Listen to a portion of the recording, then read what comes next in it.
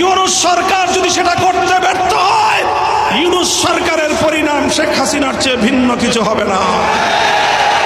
এটা আমাদের স্পষ্ট ঘোষণা।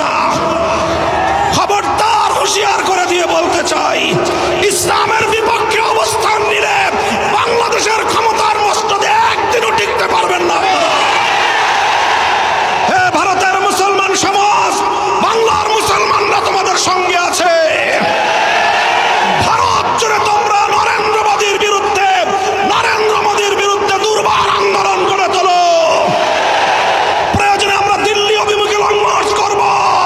সেই সাথে আমরা বলতে চাই, ইনশাআল্লাহ আগামী ৩রা মে হেফাজতে ইসলামের পক্ষ থেকে ভারতের ওয়াকফ বিল পাস এবং মুসলিম নিধনের প্রতিবাদে সোহরাওয়ার্দী উদ্যানে মহাসমাবেশের ডাক দেওয়া হয়েছে।